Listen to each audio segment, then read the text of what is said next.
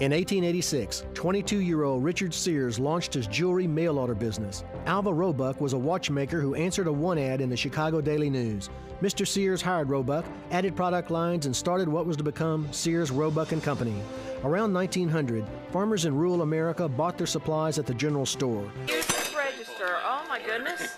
And how old is this register? 102 years. It's been sitting right here ever since it was new in 1907.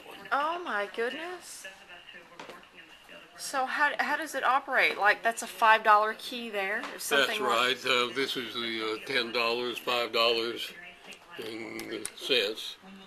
Sears Roebuck offered a mail order catalog at reduced prices thanks to volume buying, low overhead, and free delivery. In 1906, a mail order plant was opened in Chicago with over 3 million square feet of floor space, which at the time was the largest commercial building in the world. By 1908, sales were an amazing $40 million a year. By 1925, Sears opened its first retail store, and by the late 20s, stores were opened on the average of one every other business day. Richard Sears and Alva Roebuck, business legends. Well, 3 years ago, I was in New York City working for a quantitative hedge fund when I came across the startling statistic that web usage was growing at 2,300% a year. So I decided I would try and find a business plan that made sense in the context of that growth. And I picked books as the first best product to sell online, after making a list of like 20 different products that you might be able to sell. And books were great as the first best because books are incredibly unusual in one respect, and that is that there are more items in the book category than there are items in any other category by far. Music is number 2. There are about 200,000 active music CDs at any given time. But in the book space, there are more than 3 million different books worldwide active and in print at any given time across all languages. More than 1.5 million in English alone.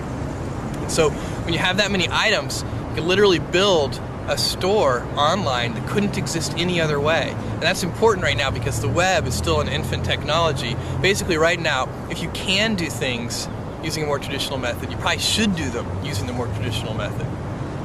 What kind of inventory do you keep?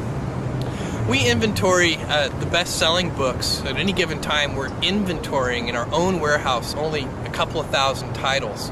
And then we do almost in-time inventory for another 400,000 titles or so. We get those from a network of we order electronically from a network of wholesalers and distributors.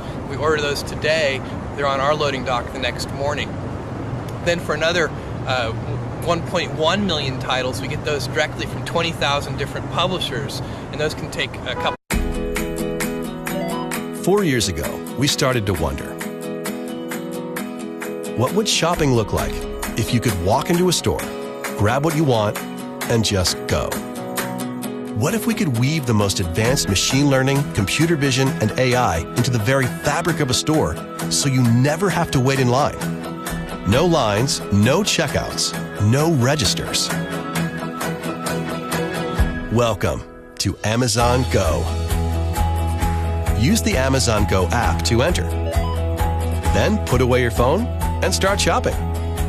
It's really that simple. Take whatever you like. Anything you pick up is automatically added to your virtual cart.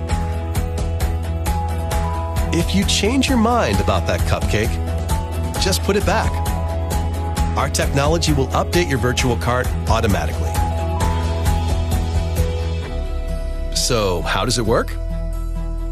We used computer vision, deep learning algorithms, and sensor fusion, much like you'd find in self-driving cars.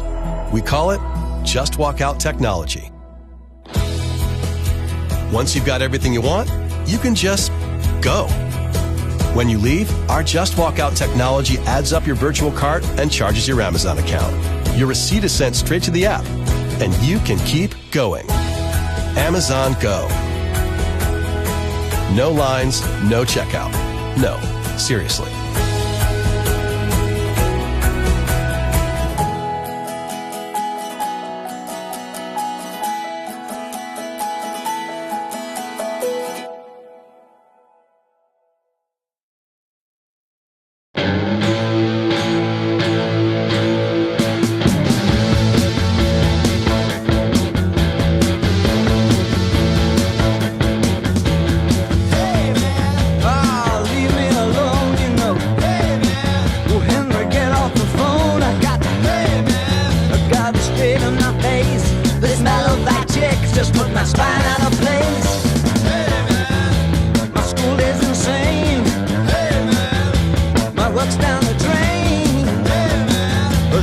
total blam blam.